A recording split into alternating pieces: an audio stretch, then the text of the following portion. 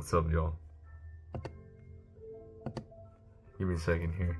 Why did I start this video like this?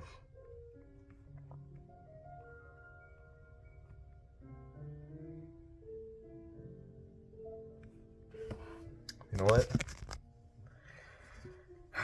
Sure. Welcome. Oh, hold on. Welcome back, gentlemen. Maybe ladies as well. I don't know.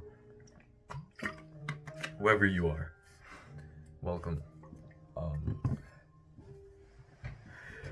To be honest, I have no idea what I'm gonna be talking about. I just turned the camera on and I'm like, you know what? I'm just gonna talk about something. And kind of the topic that came up for me, kind of what I've been dealing with recently is the money aspect of things. And I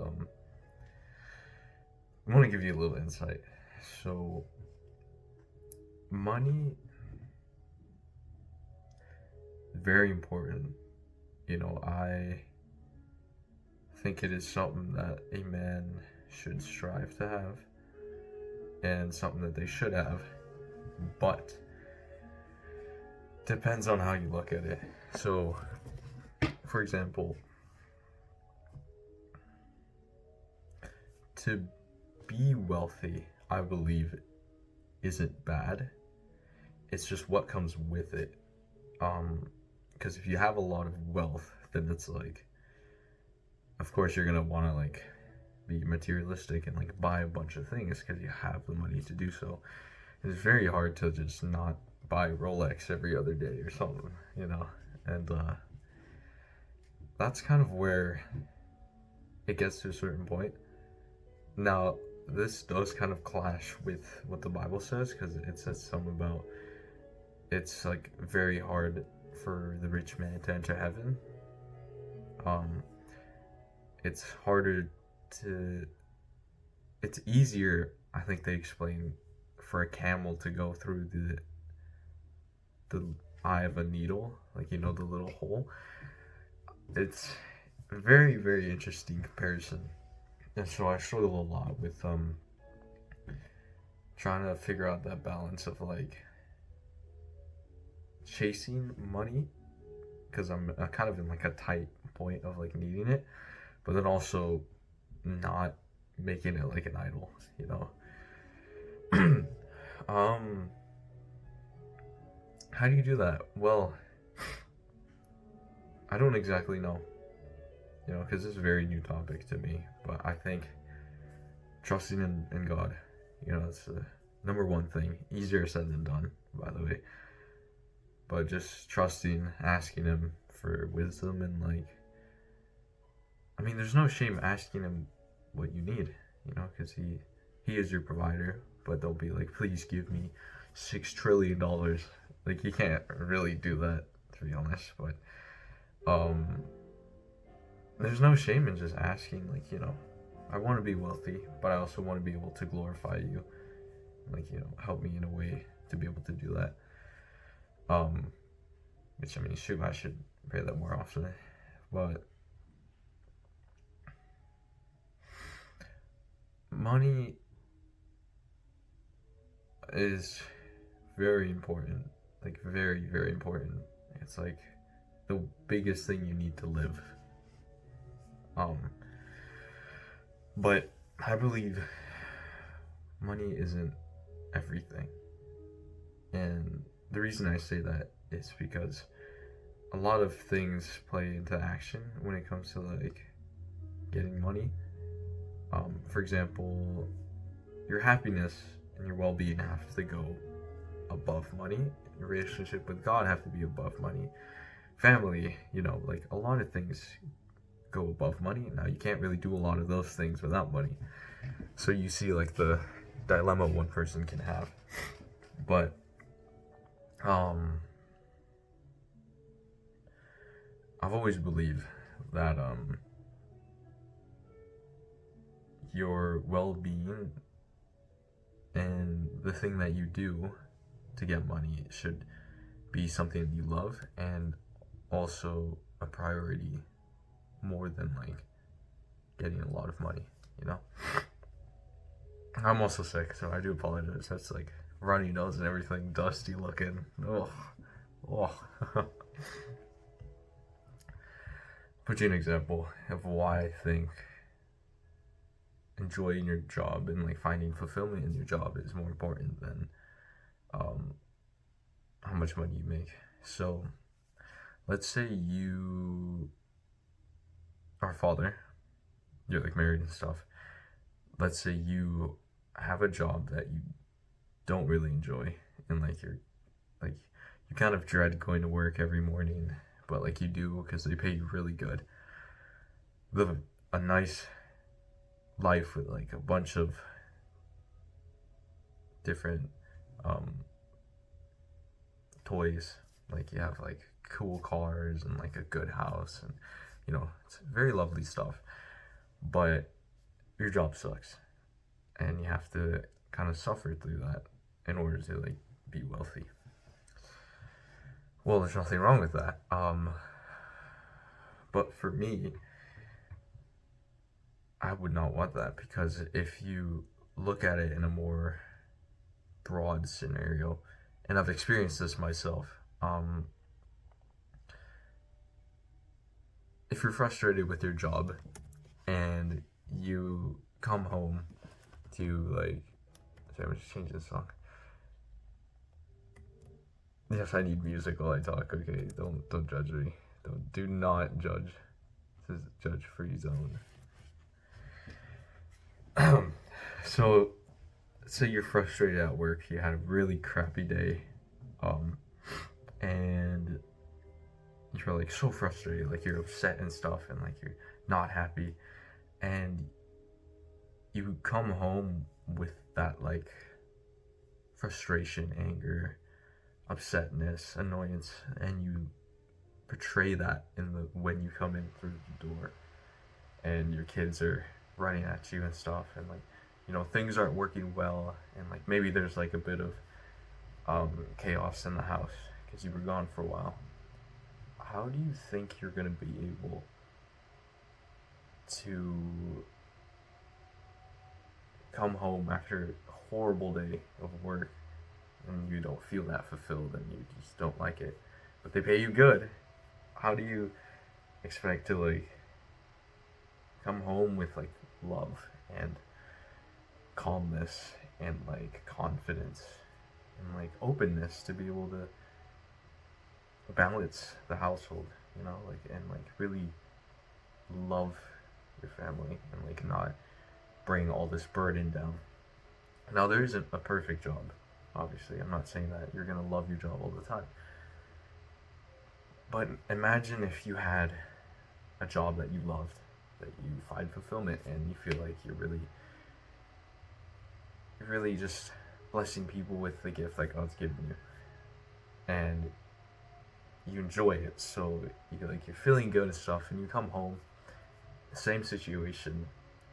Sure, they don't pay you that much, but like they pay you quite a bit less, so you can have all this fancy stuff, but you can manage.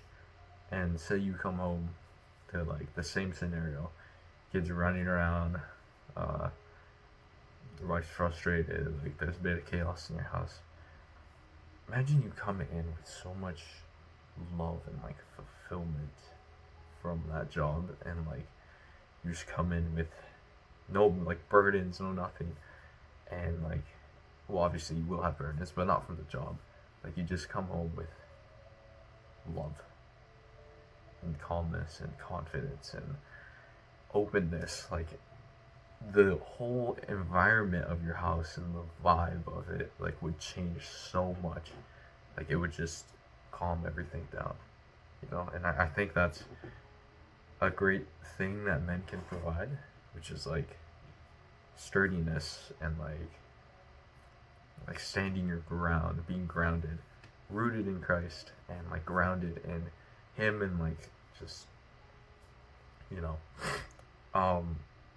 I would like, that's the biggest one of the biggest things I would love to bring in my future family. Um, yeah, and it's like I really, really prioritize that, and a lot of people tell me like, like you need money, like money's important, and like it doesn't matter if you don't like the job, you'll learn to love it and stuff. And it's no, I personally in my life I haven't found much enjoyment in the work that I do. I tried to be an electrician, like, and get to where my dad works. They pay you really good. You don't really work that much, but the 4 years of having to work really, really crappy job. Like yesterday, I was out in the cold. It was like -7. I was drilling concrete. Horrible, horrible time. I hated it. Every morning, I just don't want to get up to go to work. And I see that in my own life when I come back home. I'm like frustrated and like upset, and I kind of like lash out at my family. And I don't want to do that, especially to my kids when they're younger. And so that's why I put such a big importance in enjoying the labor that you do.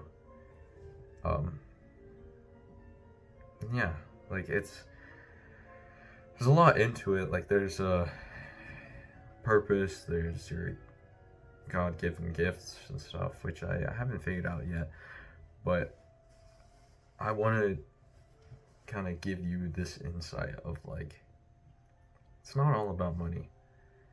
I think a lot of it is your enjoyment in your work. If you can find a job that pays you well for something that you enjoy, then it's like great, you're set. Oh, I'm sorry.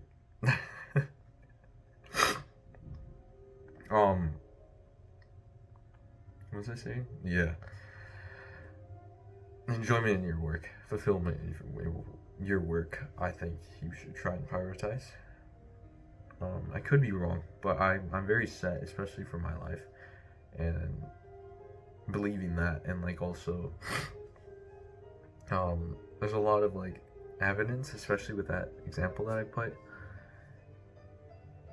It's like you gotta find something that fits your life, and also something that God is calling you to, and actually, scratch the find something that fits in your life. You gotta find what God's calling you to. I have to find what God is calling me to, because He knows us very well, and He knows what we can handle, what we can't handle. Like He has something for us. He has a gift that we have, and that'll take time to find. Like till this day, I still need to sit down and just relax and like be in the Word and just try and hear God and see if He can tell me my purpose. And it's gonna take a while. I believe it is, and it's gonna take a while because I should really get to doing that. Yeah, it's quite hard to be able to sit down, no distractions, nothing, no music, just take everything in and like just have the Word open, pray, stare at the wall. It's a good practice, but it's very hard because we're like so stimulated now that it's hard to like just sit down and like not do anything or not listen to anything.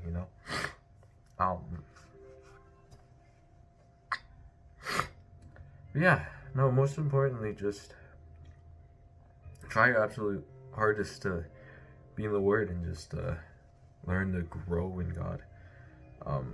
Easier said than done, because I've struggled with this for years now. Of like not being very consistent, not feeling Him much in my life. But I believe what I believe, and that's that. I'm a follower of Jesus, and I believe He existed. I believe on Him. I believe in Him. I believe that He died on the cross. I'm a follower of Jesus, and I'm not perfect at it. This thing right here, I haven't cracked it up in a few days. but I try. You know, from time to time I try and pray. I try to show in my actions that I am a follower. Like I try to do good things for people, and not just because I want to earn a spot in heaven, but because I think it is who I am. Like it comes out of me the more that I grow with him. Oh man, yeah, that was the switch up. Anyways, I thought it'd be a perfect time to talk about that. Just a little rant, and I wish you well in your life, and I hope that you can learn a thing or two from me as I continue to learn. We can learn together, learning buddies, you know. Yeah, wish you well in your journey, and stay God-centered, and I love you. You who's watching this, because you're amazing, even though I might not know you. Yeah, that's me. Peace out.